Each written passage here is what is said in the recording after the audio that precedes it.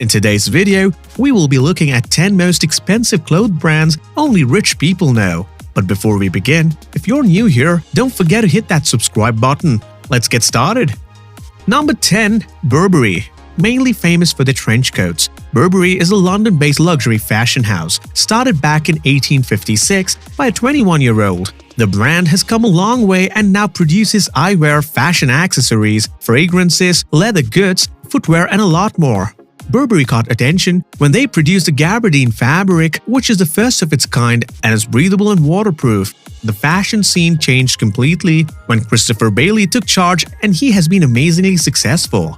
Currently, there are 421 locations around the globe where Burberry provides its services. It was ranked the 9th most valuable luxury brand in the world in 2020. Number 9. Bottega Veneta. Relatively new compared to Burberry is Bottega Veneta, based in Milan, Italy, that was launched in 1966. They became popular among the rich folk with their intrecciato leather weaving. The company also opened a school of leather craftsmanship back in 2006. Daniel Lee currently serves as a creative director. Bottega Veneta's intrecciato bag got its promotion when it was carried by Lauren Hutton in the movie American Gigolo, shortly after they launched their ready-to-wear collection during 1990s. Number 8. Ermenegildo Zegna. Ermenegildo Zegna is definitely one brand that at least men should know about, as they are particularly famous for their suits. This Italian brand has a level of sophistication attached to its high-quality fabric that we don't even need to mention that it is a high-end brand. They use the same luxury wool from the Australian mills as other brands such as Brioni, Tom Ford, and so on. Their suit prices range from between $2,500 to $22,000. But if you ask us, are these suits worth the price, we'd give that a strong yes, because of the style, class, and comfort the products provide. Number 7. Brioni. Brioni is yet another luxury brand hailing from Italy. Started back in 1945 in the city of Rome, famous throughout the rich universe for their leather goods, bespoke suits for men, and their ready-to-wear sartorial collections. This brand was started by a tailor and an entrepreneur on Via Barberini 79. Brioni is also famous as they hosted the first fashion show for men in history in the year 1952. They also were the brains behind the trunk show, allowing their customers to personalize the garments.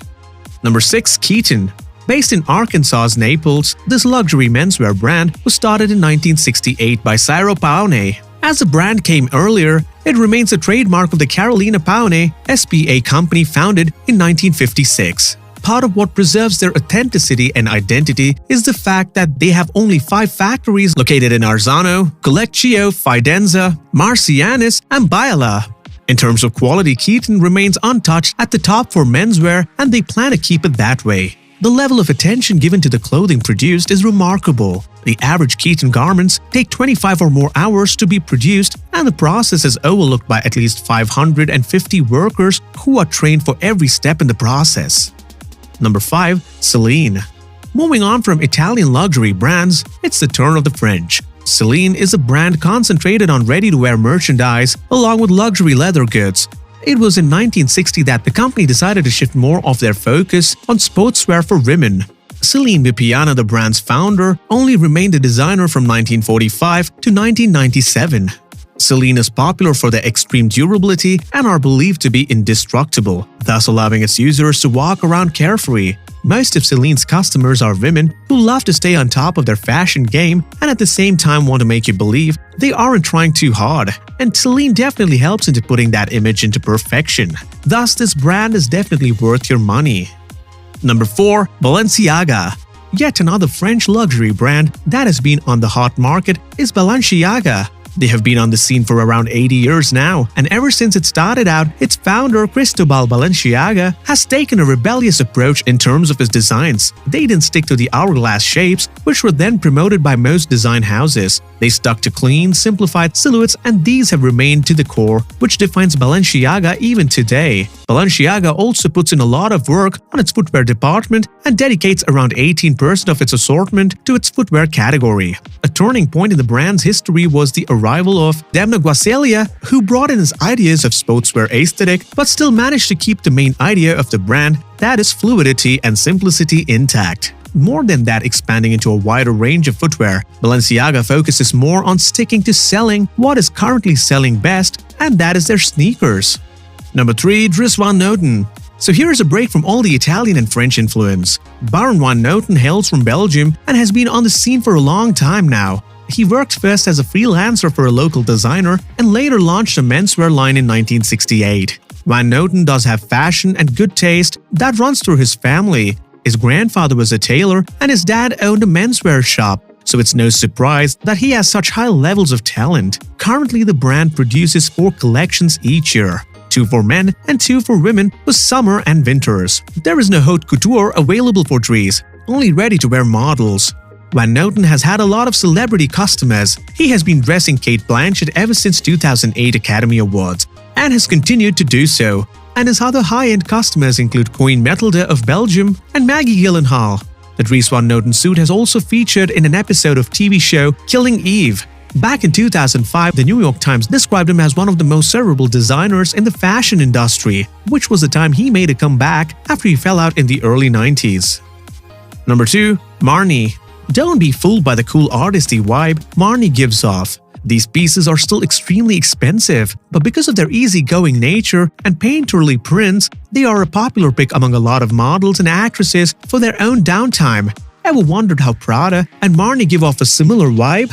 Well, you weren't wrong, and the reason behind this is Francesco Riso, who is currently the head of design at Marni but earlier used to work for Prada. Marni is also relatively new to the fashion scene when compared to other Italian houses. It was started only in 1994 by Consuelo Castiglione. Marni, like Dries Van Noten, is popular mainly for its ready-to-wear clothing, which is available for men, women, and children. 2000 is when Marni stepped up their game and expanded into various key fashion spots and opened numerous stores. In 2012, the fashion house was acquired by the OTB Group. Number 1. Giambattista Valli.